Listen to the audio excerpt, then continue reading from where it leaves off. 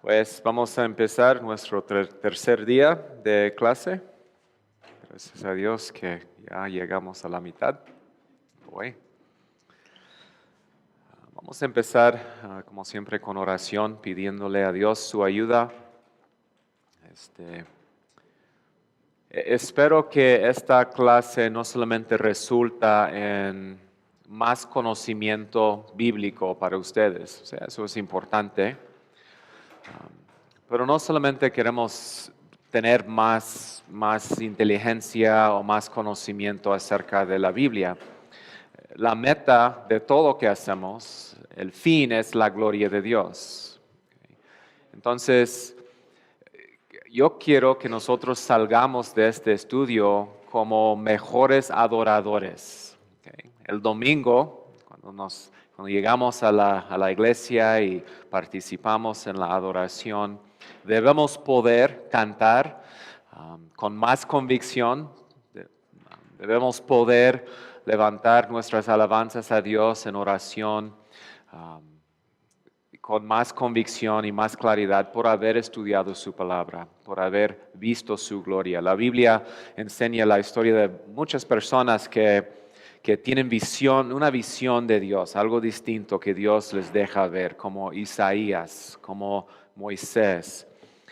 Y cada persona que ve algo de la gloria de Dios sale de esa experiencia transformada, cambiada. Y esto es lo que nosotros queremos.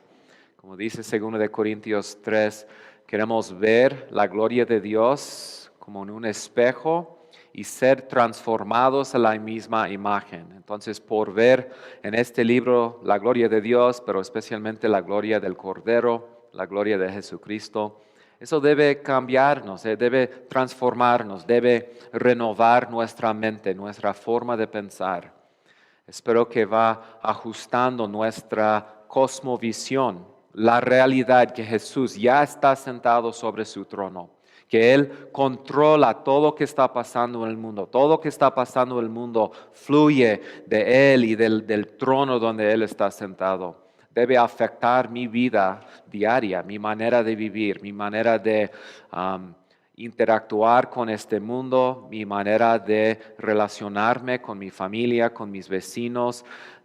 Debe controlar o afectar mi vida interior, mis pensamientos, mis actitudes, mis valores. Todo debe cambiarse por haber visto a Jesucristo exaltado. Y espero que esa sea, pues, en una manera por lo menos, en una manera mínima, que sea nuestra experiencia en esta clase por el libro de Apocalipsis.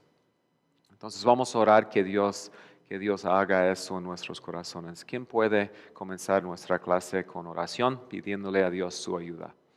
La presencia de su Espíritu Santo, cuyo trabajo es que exaltar a Jesucristo. Entonces, si vamos a ver a Cristo exaltado, si Él será exaltado en nuestros corazones, nuestros afectos, necesitamos la presencia del Espíritu Santo.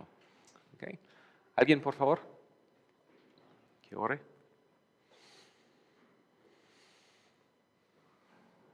¿Quién quiere orar?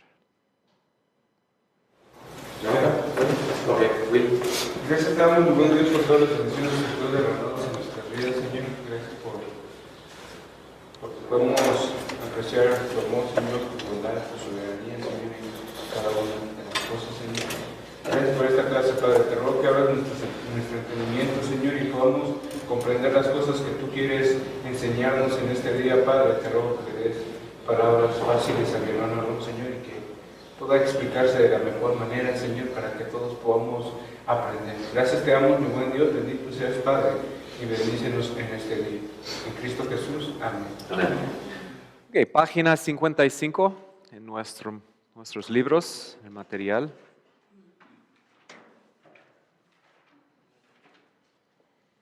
Página 55, los primeros 6 sellos. Ya vamos a empezar a ir más rápido en nuestro estudio. Espero hoy ver capítulos 6 y 7, Luego capítulos 8 y 9 y 15 y 16, que son los ciclos de las trompetas y de las copas. Y también quisiera que veamos capítulo 11, la visión del templo y de los dos testigos. Entonces tenemos mucho terreno que cubrir. Ok, vamos a empezar con lectura de Apocalipsis 6, 1 al 17. Apocalipsis 6, 1 al 17. Alguien que lea, por favor, los primeros 8, 9 versículos y luego otra persona puede leer el segundo parte. Entonces vi cuando el Cordero abrió uno de los 7 sellos, y oí uno de los 4 seres vivientes que decía, con voz de trueno, ven. Miré y había un caballo blanco. El que estaba montado en él tenía un arco, se le dio una corona y salió conquistando y para conquistar. Cuando el Cordero abrió el segundo sello, oí al segundo ser viviente que decía, ven. Entonces salió otro caballo rojo. Al que estaba montado en él se le concedió quitar la paz de la tierra y que los hombres se mataran unos a otros, y se le dio una gran espada. Cuando el Cordero abrió el tercer sello, oí al tercer ser viviente que decía, ven, y miré, y había un caballo negro. El que estaba montado en él tenía una balanza en la mano, y oí como una voz en medio de los 4 seres vivientes que decía, 1 litro de trigo por 1 denario, el salario de un día, y 3 litros de cebada por 1 denario, y no dañes el aceite y el vino. Cuando el Cordero abrió el cuarto sello, oí la voz del cuarto ser viviente que decía, ven, y miré, y había un caballo amarillento. El que estaba montado en él se llamaba Muerte, y el Hades, región de los muertos, los siguientes. Y se le dio autoridad sobre la cuarta parte de la tierra para matar con espada, con hambre, con pestilencia y con las fieras de la tierra. Cuando el Cordero abrió el quinto sello, vi debajo del altar las almas de los que habían sido muertos a causa de la palabra de Dios y del testimonio que habían mantenido. Clamaban a gran voz, ¿hasta cuándo, oh Señor Santo y Dios y del testigo? ¿Hasta cuándo, oh Dios Santo y verdadero, te esperarás para juzgar y vengar nuestra sangre de los que moran en la tierra? Y se les dio a cada uno de ellos una vestidura blanca, y se les dijo que descansaran un poco de más tiempo, hasta que se completara también el número de sus consiervos y de sus hermanos que habrían de ser muertos como ellos lo habían sido. Vi cuando el Cordero abrió el sexto sello y hubo un gran terremoto, y el sol se puso negro como silicio hecho de cerdo, y toda la luna se volvió como sangre, y las estrellas del cielo cayeron de la tierra, como la higuera deja caer sus higos verdes al ser sacudida por un fuerte viento. El cielo desapareció como un pergamino que se enrolla, y todo el monte e isla fueron removidos de su lugar. Los reyes de la tierra y los grandes, los comandantes, los ricos, los poderosos y todo siervo y todo libre se escondieron en las cuevas y entre las peñas de los montes, y decían a los montes y a las peñas, caigan sobre nosotros y escóndanos de la presencia de aquel que está sentado en el trono y de la ira del Cordero, porque ha llegado el gran día de la ira de ellos. ¿Y quién podrá sostenerse? Ok, muy bien, gracias. Ok, introducción en capítulos 4 y 5. Ayer estudiamos capítulos 4 y 5. En capítulos 4 y 5 hemos visto la entronización del rey mesiánico y la inauguración del reino de Dios. Es una escena muy bonita donde el Hijo del Hombre, el Cordero, toma de la mano de Dios ese rollo y representa el cumplimiento de Daniel 7, la promesa que el Hijo del Hombre recibiría del anciano de días, dominio y potestad para reinar y gobernar sobre las naciones. Entonces vimos eso en capítulos 4 y 5. Ya ha tomado su trono. Ya que ha tomado su trono, el rey mesiánico empieza a reinar y ese reino incluye juicio de sus enemigos. Y así vamos a entender la conexión entre la entronización de Jesús como rey y los juicios que pasan en la tierra. Hay una conexión entre los dos. 1 Corintios 15, 25. Un pasaje que nos ayuda a entender el significado del reino mesiánico. Dice, es necesario que Cristo, o sea, el Mesías, ¿verdad? Es necesario que Cristo reine ¿hasta qué? Poner a todos sus enemigos debajo de sus pies. Entonces, parte del ejercicio de su autoridad es dominar a sus enemigos. Entonces, en el proceso de reinar, Él no solamente está gobernando su propio pueblo, está conquistando y juzgando a sus enemigos. Más después, hoy vamos a hablar de las trompetas y de las copas, y vamos a hablar con más detalle acerca de los propósitos de Dios en el juicio, pero vamos a ver que una gran parte del juicio es declarar la soberanía del rey sobre sus enemigos. Entonces, en esta época de la iglesia, Jesús ha establecido su reino a través de la conquista de sus enemigos. Los juicios en la historia son parte de ese reino. Así que quizá tenemos que ajustar nuestra forma de pensar sobre el libro de Apocalipsis. Como hemos visto ahora ya varias veces en la clase, Apocalipsis no solamente habla de eventos futuros antes de la segunda venida. ¿Okay? Habla de cosas que están pasando a través de esta época. Entonces, este capítulo nos ayuda a entender qué son las cosas que están pasando en esta época y qué tienen que ver con la entronización de Jesús como el Rey, el Hijo del Hombre, el Hijo de David. Apocalipsis 6 entonces narra las acciones de Jesús que resultan en juicios en la tierra y en el cielo. Capítulo 6, versículo 1 indica que sigue la misma visión de capítulos 4 y 5. ¿Okay? ¿Recuerdan capítulos 4 y 5? Dije que son parte de la misma visión. Capítulo 4 provee ¿qué? El escenario. Y capítulo 5 empieza la trama. ¿Okay? Entonces, después del escenario, vemos la trama del Cordero tomando de la mano de Dios ese rollo. ¿Okay? La visión no se acaba con capítulo 6, sigue la trama. ¿Okay? ¿Cómo empieza capítulo 6? Entonces vi cuando el Cordero abrió uno de los 7 sellos. Entonces, capítulo 6 sigue con la misma historia, no nos paramos, no dejamos de ver la misma cosa. Okay? La trama sigue. Ahora, así podemos entender la conexión entre 5 y 6. Okay? Lo que está pasando en 6 es el resultado de ¿qué? La entronización del rey. Él reina, entonces, ¿qué pasa? Juicio. Okay. El mensaje, entonces, de este capítulo se puede expresar así. Jesús es soberano en la historia y desde su trono Él envía juicios al mundo para castigar a sus enemigos y purificar a su pueblo. Okay. Exposición, inciso A. Los sellos y el sermón escatológico de Jesús. En este momento, lo que vimos ayer, vamos a ver cómo nos ayuda lo que enseñó Jesús, cómo nos ayuda a interpretar este capítulo. Número 1, el sermón de Jesús en Mateo 24, también Marcos 13 y Lucas 21, enseña que entre la primera y la segunda venida habrá un tiempo de ¿qué? De tribulación, de dificultad en la tierra. Los eventos de esa época son cosas como guerras, rumores de guerra, hambres, terremotos, plagas y persecución del pueblo de Dios. Jesús dijo que no son señales del fin, son características de este tiempo. Después de ese tiempo de tribulación, habrá grandes disturbios en el cielo y la tierra que introducen la venida del Hijo del Hombre en las nubes. Entonces, Apocalipsis 6 nos da la misma cronología. Okay. Mira página 56. Allí pueden ver la tabla. Y lo que estoy haciendo aquí es estoy comparando los sellos, okay, los 6 sellos, con lo que Jesús dijo. Okay. Y quiero que veamos que está Apocalipsis y Jesús aquí están hablando de las mismas cosas, los mismos eventos.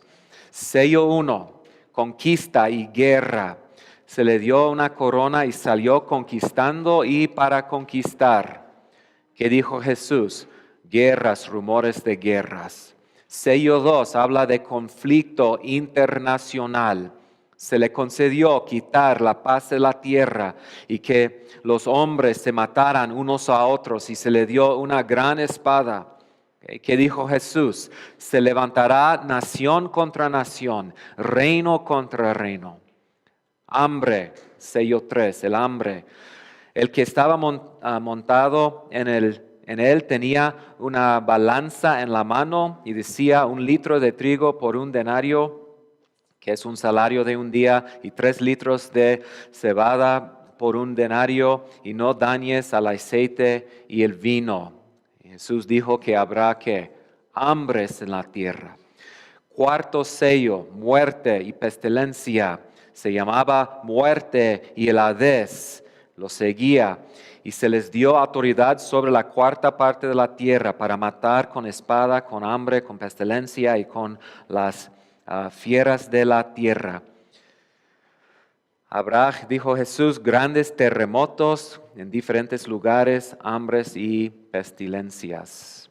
Luego, 5º sello es que persecución, mártires, vi debajo del altar las almas de los que habían sido muertos a causa de la palabra de Dios y del testimonio que habían mantenido. Y que dijo Jesús, mirad por vosotros mismos, porque os entregarán a los concilios y en las sinagogas, etc. Hablando de la persecución de los santos. Y luego, ¿qué siguió? Recuerdan que dijo Jesús, después de la tribulación de esos días, ¿qué pasaría? El gran día del Señor, que enfoca en ¿qué? Disturbios cósmicos. Entonces, notan lo que tenemos en el 6º sello. Disturbios cósmicos y terrenales. Vi cuando el Cordero abrió el 6º sello y hubo un gran terremoto y el sol se puso negro como silicio hecho de cerda y toda la luna se volvió como sangre y las estrellas del cielo cayeron a la tierra como la higuera deja caer sus higos verdes al ser sacudida por un fuerte viento, y el cielo desapareció como un pergamino que se enrolla, y todo monte e isla fueron removidos de su lugar. Es claro que este sello habla de algo distinto a lo que ha pasado antes. Es la destrucción completa del mundo. Parece que está describiendo los mismos eventos que Jesús dijo que pasarían después de la tribulación de esos días. Entonces, mi entendimiento de los 6 sellos es así, que los 6 sellos están describiendo los mismos eventos que describió Jesús en su sermón. ¿Okay? Y no están hablando principalmente del fin del mundo, están describiendo esos eventos que serían cosas normales en el transcurso de esta época. Entonces, la conclusión, los sellos de Apocalipsis nos da un resumen de la tribulación, el tiempo entre las 2 venidas de Jesús. Con el 6º sello llega el gran día del Señor. Uno de mis comentaristas favoritas es Gregory Beale.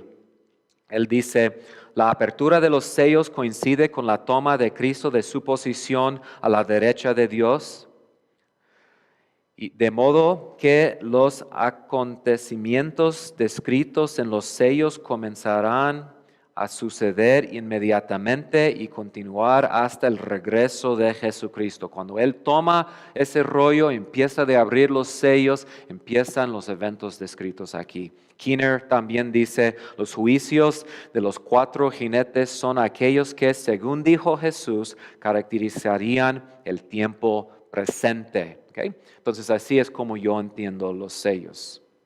¿Hay preguntas hasta este momento? Okay. Puntos de interpretación. Solo quiero hacer unos comentarios generales sobre algunos de los sellos especialmente. Comentarios generales. Inciso A. Así que podemos ver que los primeros 5 sellos no son necesariamente ¿qué?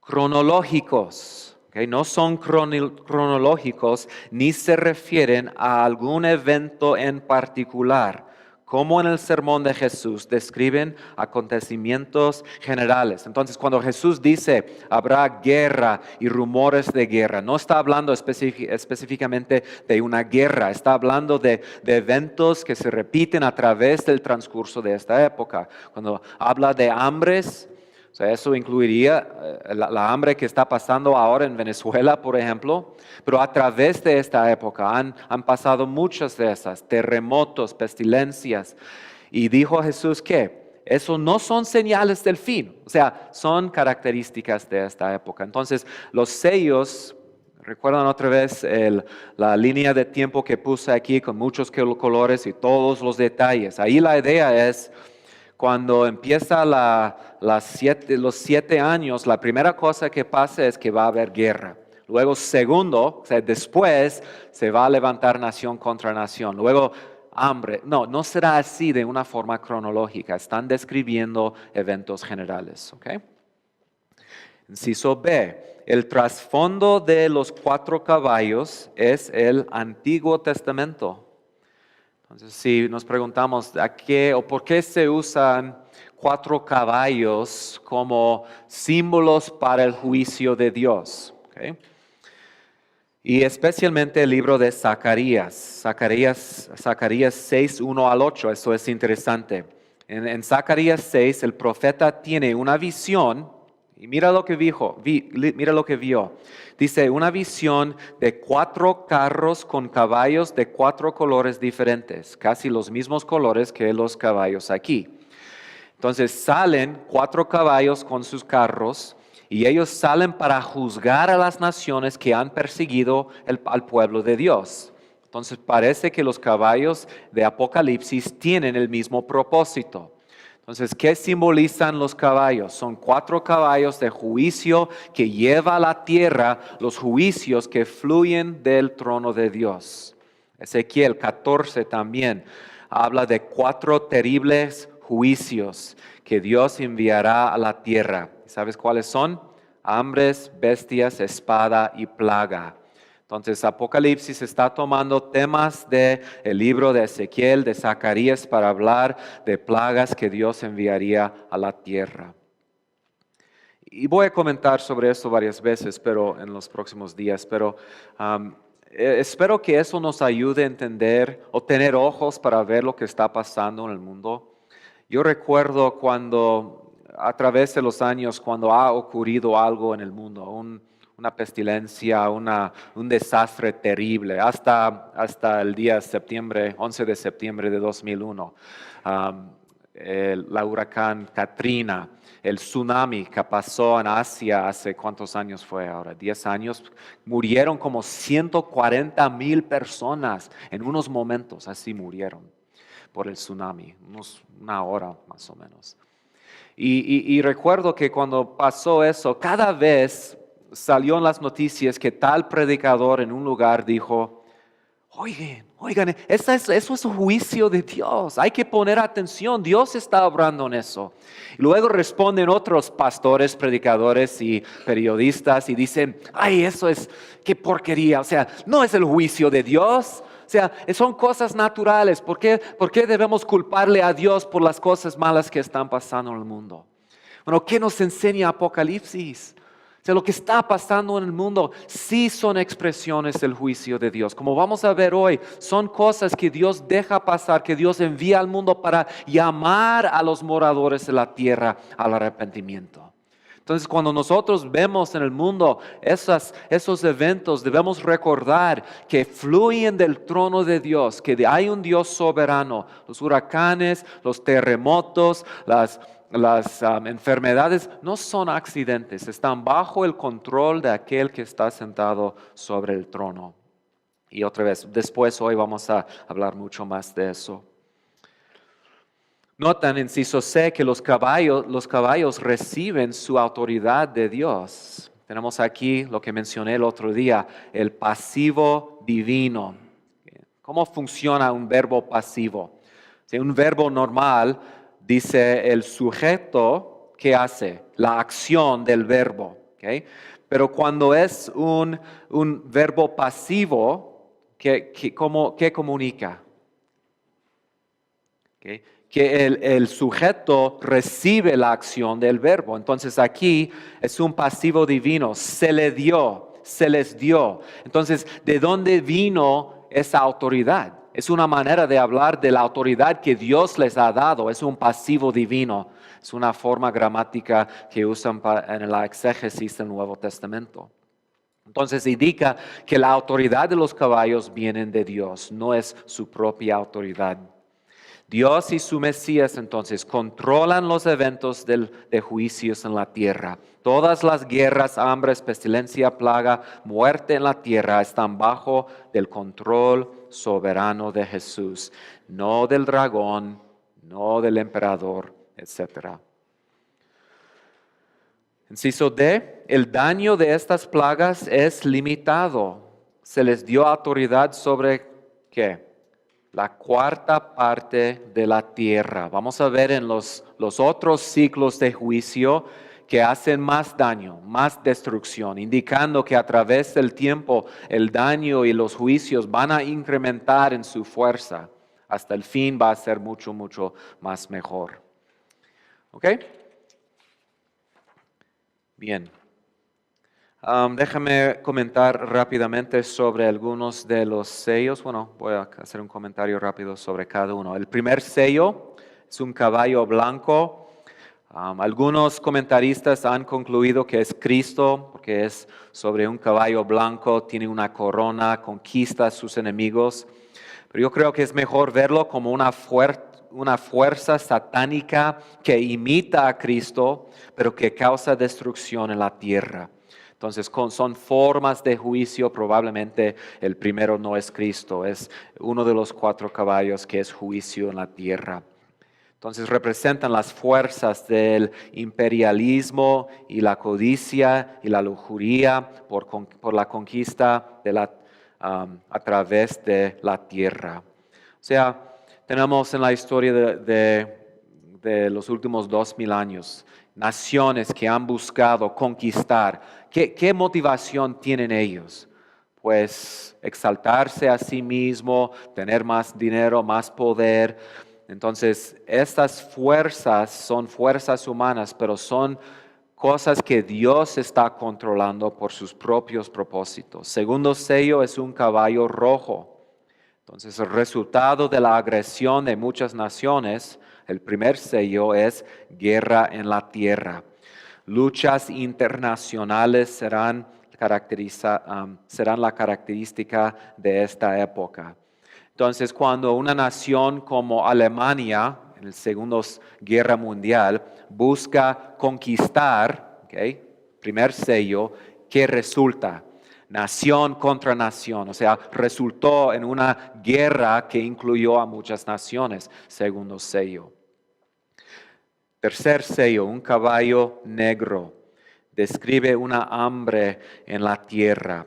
La balanza se usa para medir la comida. En el mundo antiguo a veces la balanza representaba el hambre.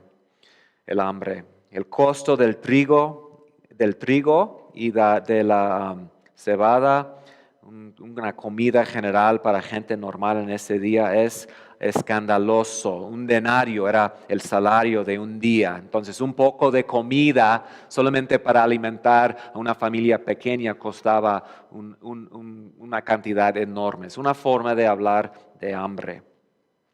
Okay. Número 5, el cuarto sello, un caballo de una forma de amarillo. Se llama muerte y Hades. Este juicio describe y resume entonces el resultado de los 4. Las guerras, conflictos internacionales, hambres, pestilencia resulta en la muerte. Y otra vez, Dios es soberano sobre eso. Se les dio autoridad sobre la cuarta parte de la tierra. Ok, entonces llegamos al quinto sello. ¿Y qué se describe en el quinto sello? Famoso el quinto sello, es el martirio. Y ahí ve Juan debajo del altar las almas de los fieles que se habían mantenido fiel hasta la muerte. Entonces ellos están muertos ahora. ¿Y dónde están? en la presencia de Dios. ¿Recuerdan lo que Jesús dijo a este hombre en la cruz al lado de él? Hoy estarás conmigo en el paraíso, que es el cielo. Entonces, ellos están en el cielo. ¿Alguien que lea, por favor, versículos 9 al 11? Cuando el Cordero abrió estos sellos, vi debajo del altar las almas de los que habían sido muertos a causa de la palabra de Dios y del testimonio que habían mantenido.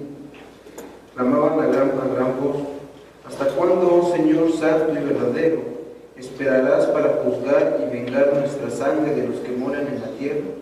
Y se les dio a cada uno de ellos una vestidura blanca, y se les dijo que descansaran un poco más de tiempo, hasta que se completara también el número de los consiervos, de sus consiervos y de sus hermanos que habrían de ser muertos como ellos lo habían sido. Entonces los que han vencido ahora están en la presencia de Dios y vamos a tener en Apocalipsis varias escenas así. Vamos a ver a las personas que han muerto y ¿dónde están? Están en la presencia de Dios. En capítulo 7 están en la presencia de Dios adorando a Dios. En capítulo 14 están en la presencia sirviendo al Cordero y siguiendo al Cordero. Es posible que en capítulo 20 están en la presencia de Dios reinando. Pero el punto es que ellos que han muerto están en la presencia de Dios. Entonces, aún el sufrimiento, eso debe darnos consuelo, aún el sufrimiento de Dios, del pueblo de Dios está bajo el control de Dios y es parte de su plan soberano. Es parte de su plan soberano. Dios tiene, dice, un número específico de mártires. O sea, no solamente tiene contado los cabellos de nuestra cabeza, Él tiene contado el número de los que van a morir a causa de su testimonio. El sufrimiento entonces es parte de la extensión universal del Evangelio. ¿Por qué mueren ellos? No mueren porque se han quedado escondidos en su casa esperando que llegue la Apocalipsis. No es lo que pasa. ¿Por qué murieron? Por la palabra de Dios y ¿qué? El testimonio que ellos habían mantenido. Entonces, murieron porque dieron testimonio de la palabra de Dios. Es lo que dijo Juan, ¿verdad? Compañero de ustedes en la tribulación, en la perseverancia. ¿Por qué? Por la palabra de Dios, dijo, y por el testimonio. Entonces, por haber mantenido su testimonio, Juan sufría. Por haber mantenido su testimonio, ellos aquí están ahora en la presencia de Dios. Y todo el Nuevo Testamento habla de eso. Filipenses 1:29, Pablo dijo, porque a ustedes se les ha concedido no solo creer en Cristo, sino también ¿qué? Sufrir por Él. Me ha dado como un regalo el privilegio de creer en Él. Pero con ese regalo viene otro regalo. No puedo decir, quiero esto, pero no. Vienen juntos los dos regalos. ¿Y qué es? El privilegio de sufrir por Él. Colosenses 1:24. Ahora me alegro en medio de mis sufrimientos por ustedes y voy completando en mí mismo, ¿qué dice? Lo que falta de las aflicciones de Cristo en favor de su cuerpo que es la iglesia. ¿Qué significa eso? ¿No fue suficiente la muerte de Cristo? ¿Es lo que está diciendo? No, el punto es que Jesús sufrió, pero en el plan de Dios. O sea, ¿qué dice en Apocalipsis 6? Dice que tiene un número de personas que van a morir. O sea, Él tiene un plan de tanto tiempo y tanto nivel de sufrimiento. Entonces Pablo dice, cuando yo sufro, yo simplemente soy parte de un gran nube de testigos que han ido delante de mí. Cristo es el líder de ese gran nube de testigos. Estoy sacando esas palabras ¿de dónde? De Hebreos 12. ¿Y cómo describe Hebreos 11 ese gran nube de testigos? Describe a personas que se escondieron en cuevas, o sea, tenían que sufrir hambre y desnudez, y algunos fueron matados por tal razón o otra razón. O sea, hay una conexión entre nuestra tarea de dar testimonio al mundo y nuestra tarea de participar en los sufrimientos de Jesús. Segundo de Corintios enfatiza eso. Segundo de Corintios capítulo 1 enfatiza que nosotros estamos participando en el sufrimiento de Jesús. Entonces no es simplemente Jesús sufrió, nosotros vemos su ejemplo y aquí nosotros sufrimos. No, nosotros venimos detrás de Cristo y somos participantes en su sufrimiento.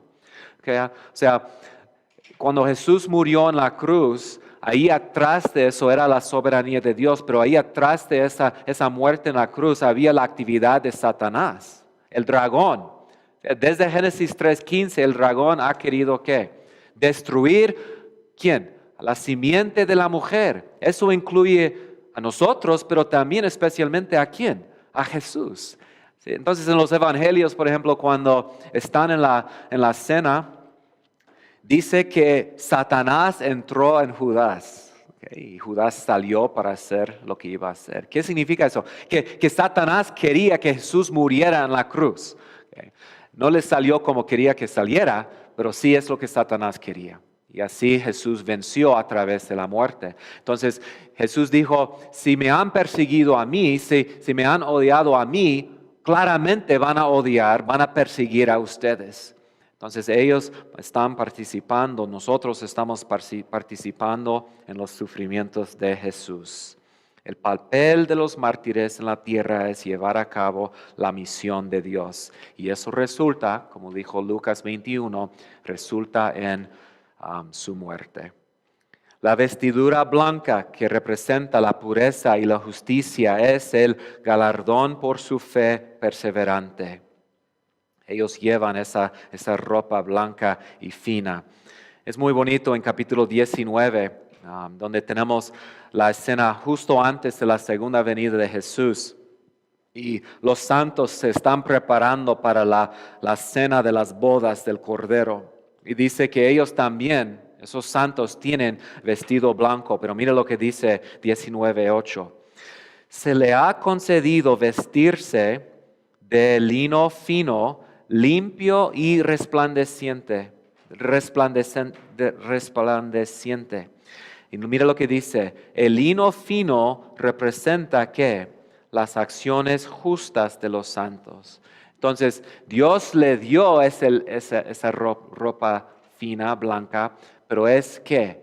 Sus actos justos. Y ahí podemos ver cómo Dios obra para darnos lo que realmente nosotros tenemos que hacer o producir.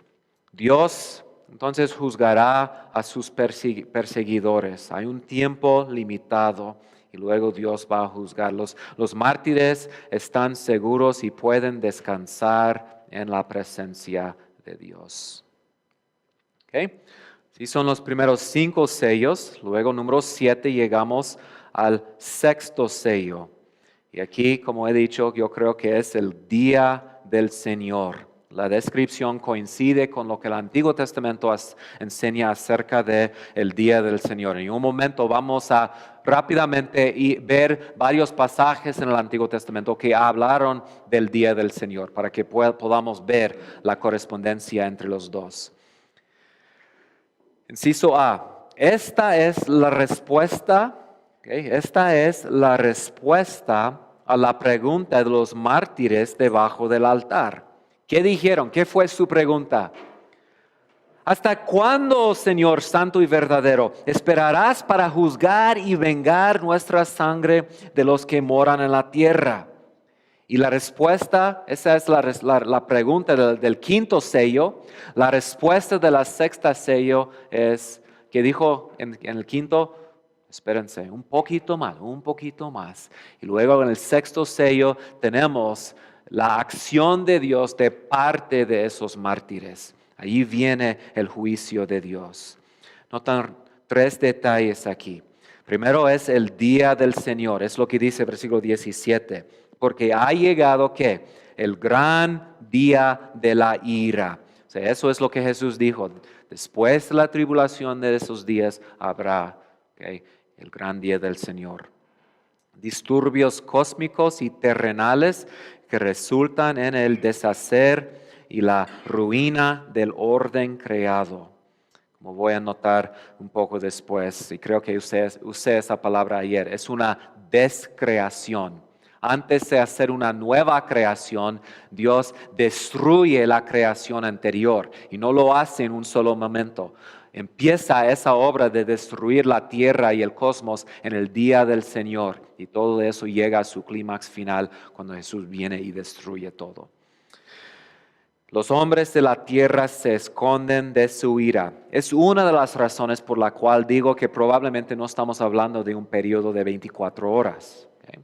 Los detalles del día del Señor en Apocalipsis, en el Antiguo Testamento, indican que estamos hablando de un tiempo más extendido. Le da tiempo a los hombres para ir y esconderse. Aún los reyes de la tierra que habían perseguido al pueblo de Dios en ese momento, ¿qué hacen? Ellos huyen a las cuevas para esconderse de la ira del Cordero. ¿Okay? Inciso C. Los profetas, Jesús y los apóstoles hablaron de esos eventos.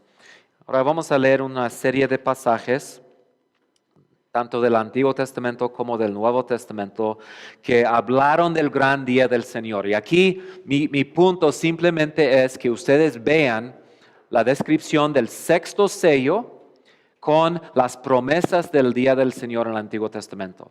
He dicho yo varias veces, el sexto sello es parecido a las descripciones del día del Señor en el Antiguo Testamento, pero todavía no hemos ido a esos pasajes. Entonces ahora vamos a leer algunos de los pasajes para que ustedes mismos vean la correspondencia entre los dos. Entonces, ¿alguien que lea el pasaje ahí de Isaías 2? Porque el día del Señor de los ejércitos vendrá contra todo el que es soberbio y orgulloso, contra todo el que se ha ensalzado y serán abatidos. Los hombres se meterán en las cuevas de las rocas y en las hendiduras de la tierra, ante el terror del Señor y ante el esplendor de su majestad cuando Él se levante para hacer temblar la tierra. Y se meterán en las cavernas de las rocas y en las hendiduras de las peñas, ante el terror del Señor y ante el esplendor de su majestad cuando Él se levante para hacer temblar la tierra. Okay. ¿Qué son los puntos de correspondencia entre esta descripción y el sexto sello?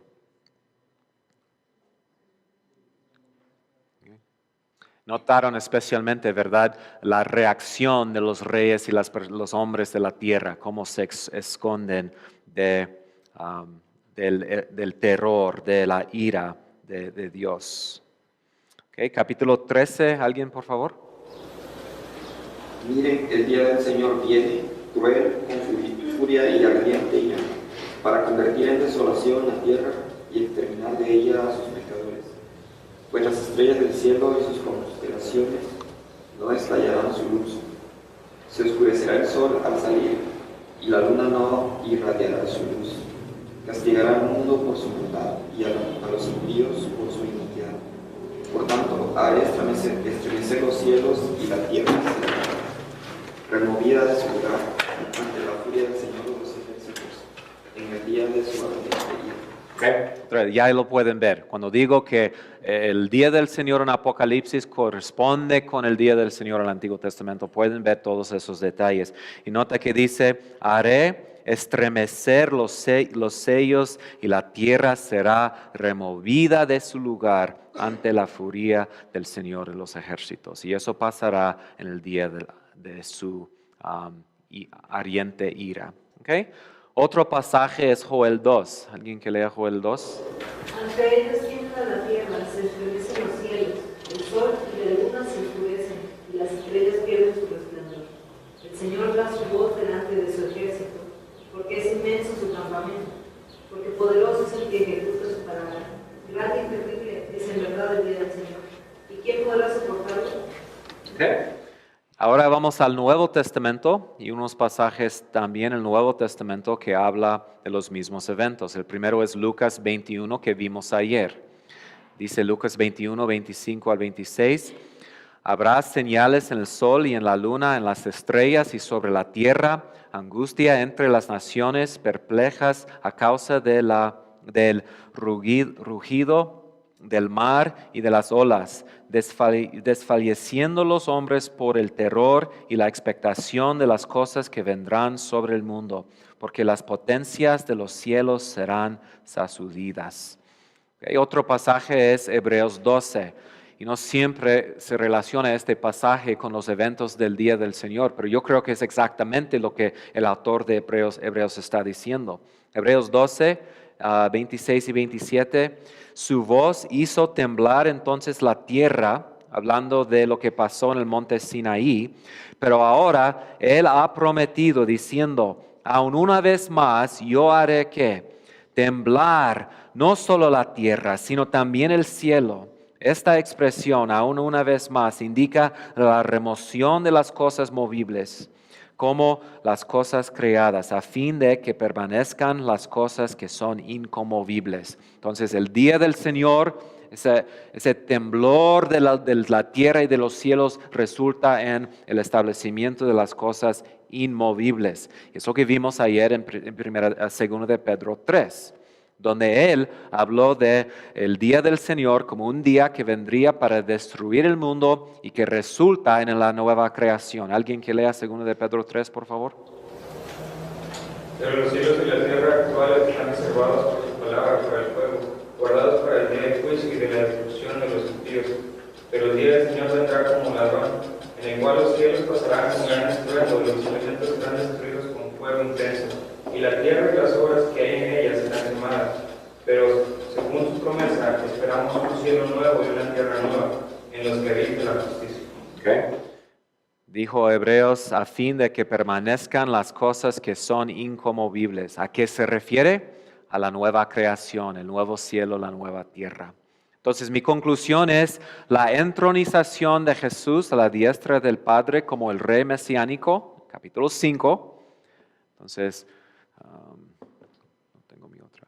En capítulo 5, ¿okay? ¿Qué sigue? Los primeros 6 sellos. Ha resultado en el derramamiento de los juicios sobre la tierra. Jesús está juzgando a sus enemigos y protegiendo a su pueblo y, que se mantiene fiel y puro y que sigue testificando. Esta época termina con el gran día de su ira. Entonces, ya estamos aquí, los primeros 6 sellos que fluyen de la entronización del león de la tribu de Judá en capítulo 5.